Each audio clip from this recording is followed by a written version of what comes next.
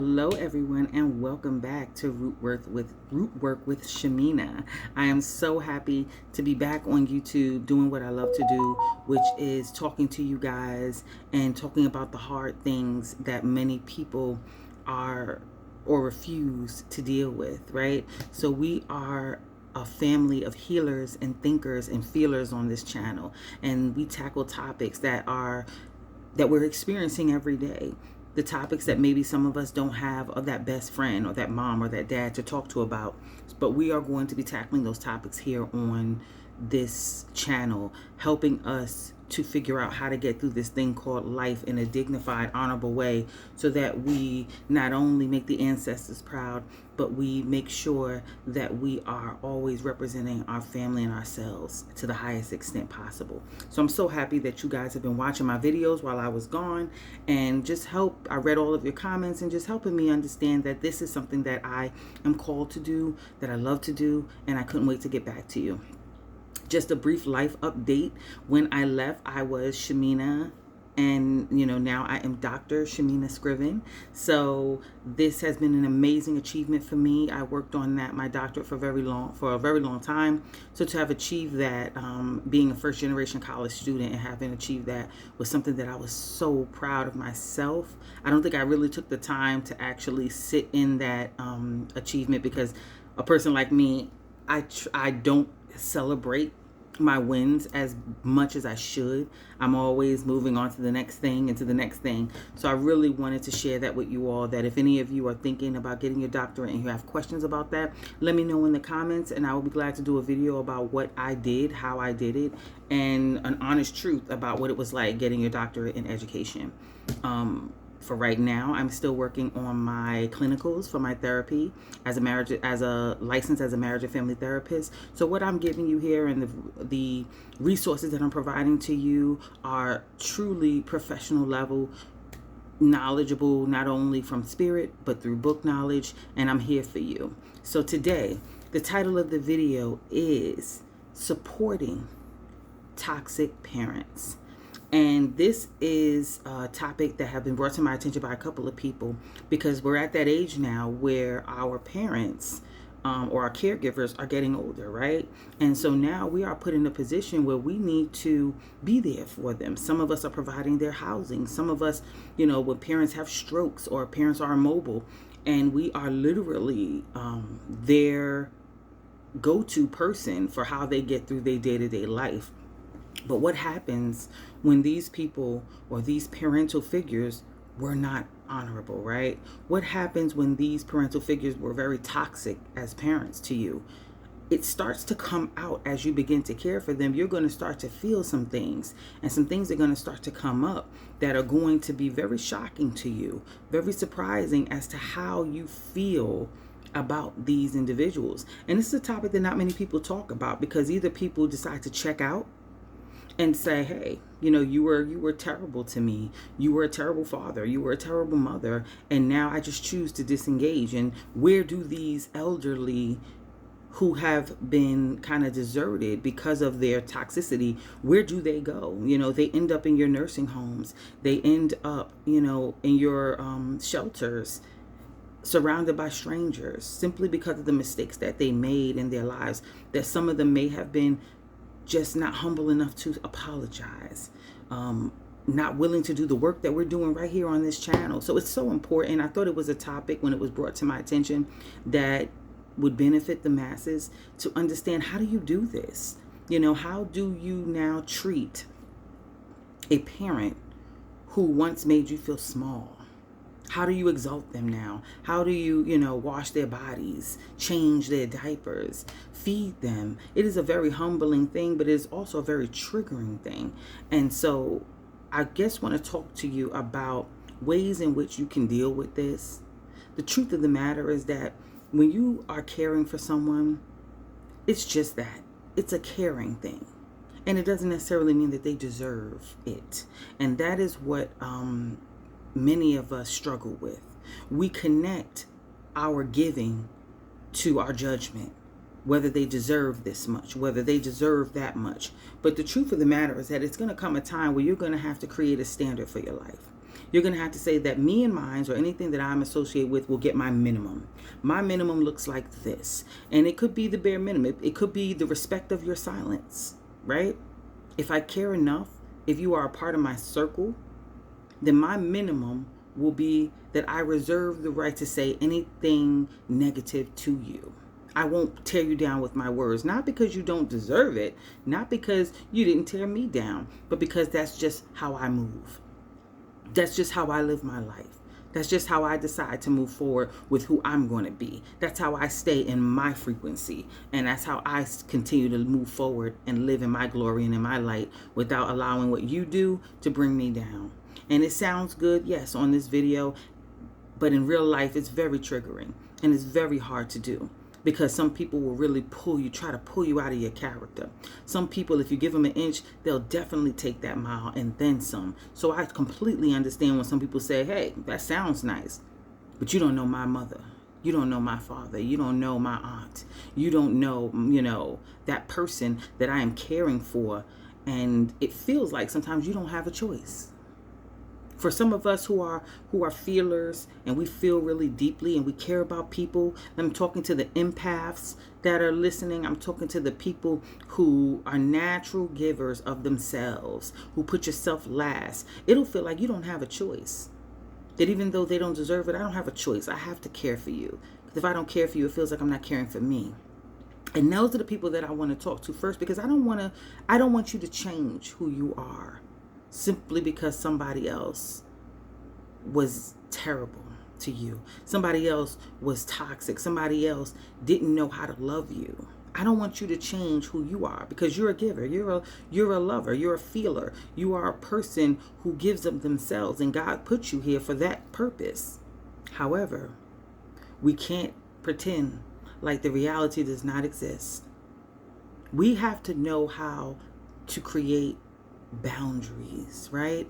We can give of ourselves and create that standard like I talked about. Boundaries and a personal standard. And so for me, my personal standards are that I create a situation of love and appreciation for those people who are in my life. That looks different for everyone. I could love you, but love takes on so many different forms.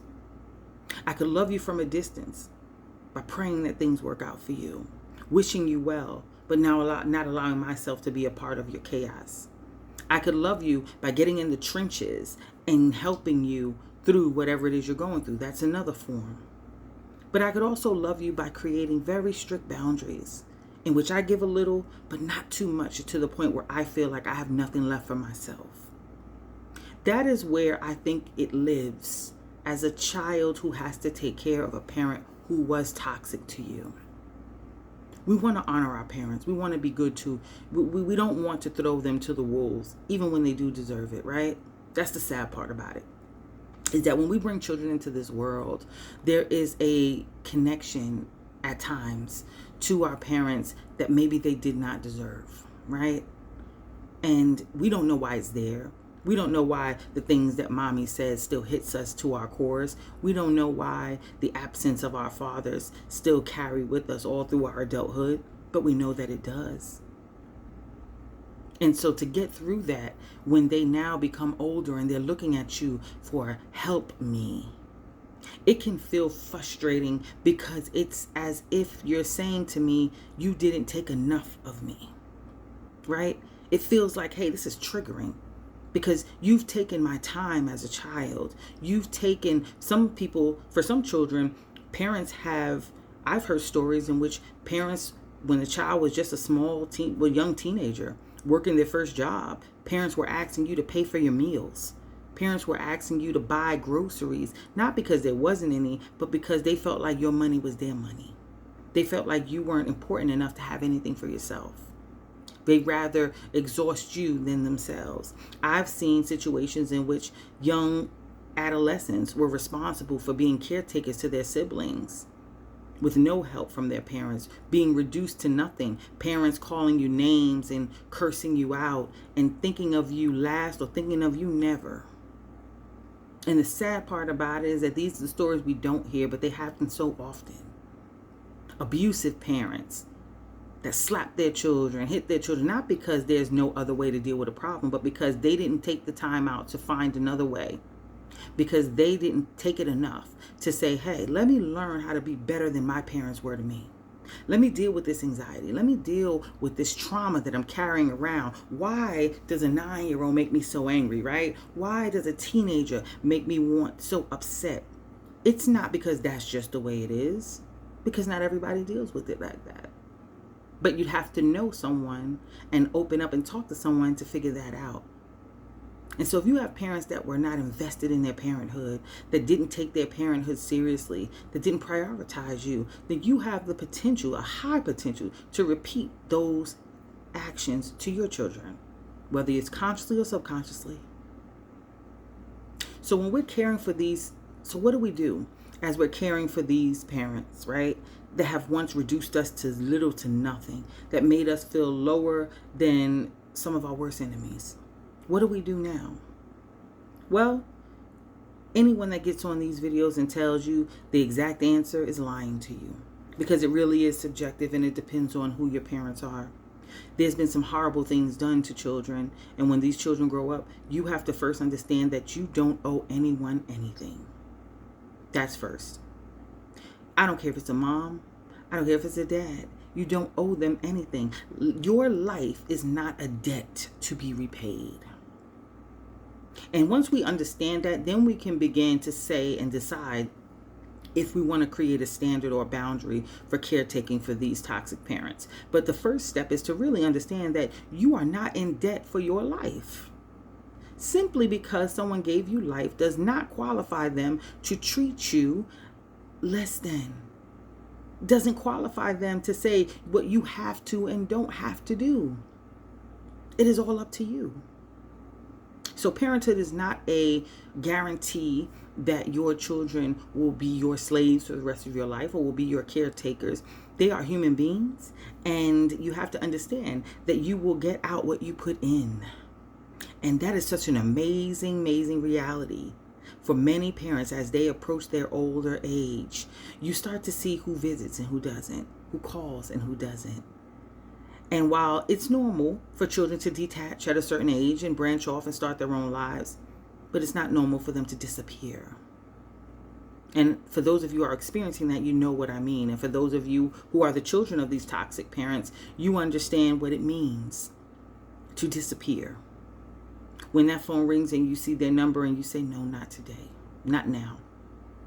The idea of giving them an extra second, an extra minute to take away from your life, your happiness, your joy, your time is a no for you. And so that's the first step, is understanding you're not in debt to them. You have a choice. You can pick up the phone or not. You can come to the rescue or not. But for those of you who do decide that the trouble and the pain and the heartache that these parents have caused was not enough for you to turn your face, that you still have something in you that wants to help, then this is how I believe you can go about that. For one, creating boundaries. Creating boundaries. You can give and be a service to someone, but help is a two-way street. Help does not mean carrying the entire load on your back. Help does not mean taking the full responsibility. It is a partial intake. You are partially imparting on someone's life. You are giving of a piece of the puzzle and not the whole thing. You just have to decide what piece you want to give and how much of it. And that really is up to you. But once you do that, I challenge you to then say, do not be ignorant to the fact that even if you decided to say, hey, I'm still going to care for you.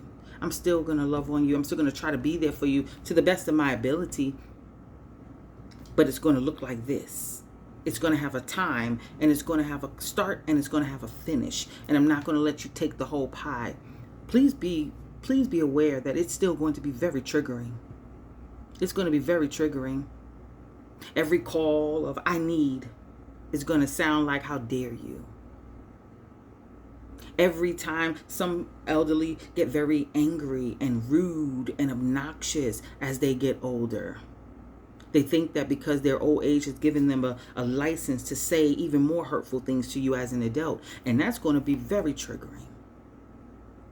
So I am here to let you know that caretaking for a toxic parent is not going to look the same as caretaking for a parent who was loving and kind and understanding and humble.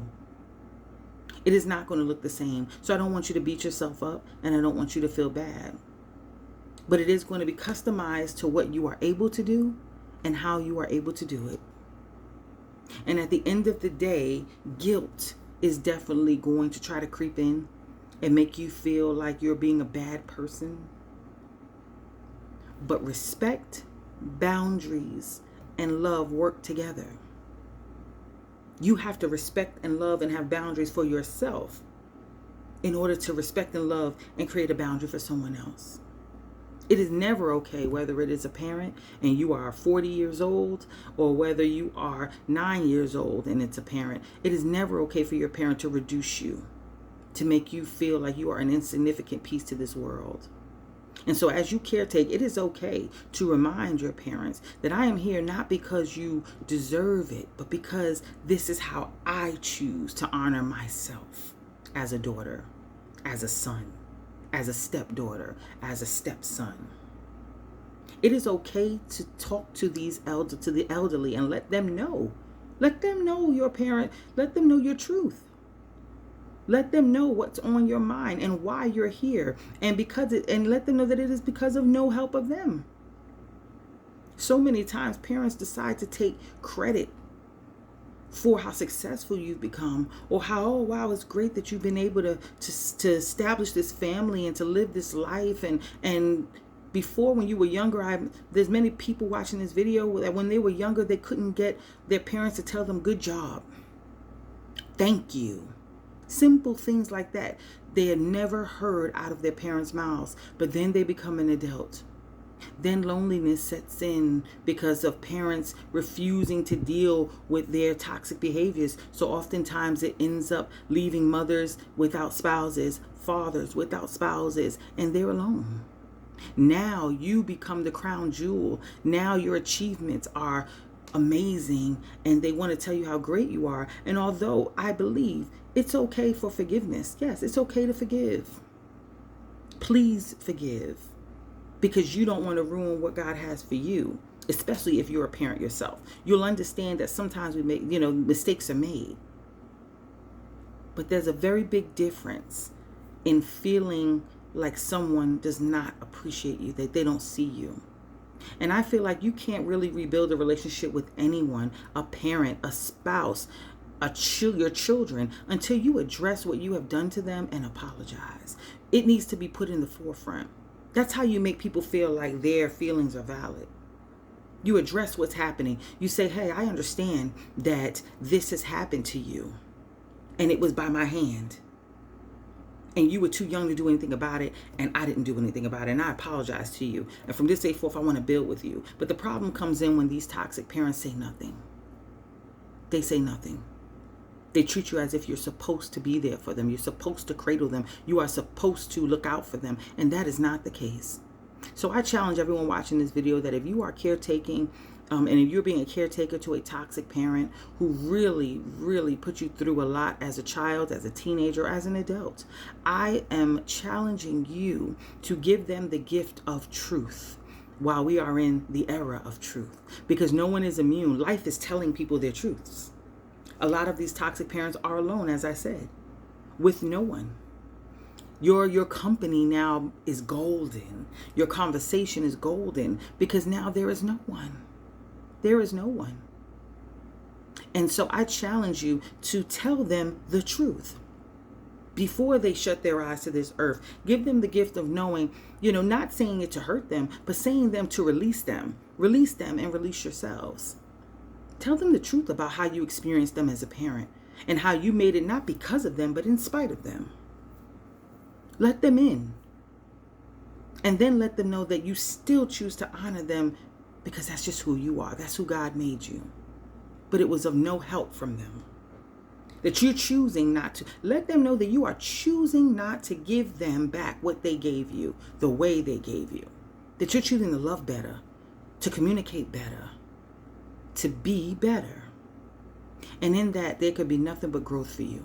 Because as you're triggered and the things that they say that hit you hard, those are things that now you would go back, and I would encourage everyone who has been through a toxic parental life growing up to seek therapy, not because something's wrong with you, but because everything's right with you. And that's how you figure out how to work through what is right with you. That is how you keep what is right with you. And you don't let people take away your heart, take away your goodness. I would challenge you to seek therapy while you're caregiving. And these things that come up that trigger you, talk about it. Seek a group, seek a channel like this, seek coaching with someone like myself or someone else, or therapy with someone like myself or someone else, because that is how you keep you. Take the stigma away from therapy and use it for what it's there for. It's to help you realize how to use the tools within you to survive this thing called life. Because your life matters. No matter who confirms that or doesn't confirm it. It's okay to feel love for your parents. It's okay to feel like, man, even though my mother treated me like crap, I still want her approval. I still want her love. At times, I still desire for her attention. That is completely normal.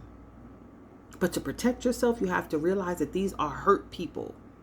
No matter how old they are, these are hurt people that are hurting people and have hurt people. And in order to change that cycle, you have to be strong and you have to be well. But you also need to give them their truth. They deserve to hear your voice and how they impacted you. And then after that, you can build on a foundation of truth and love.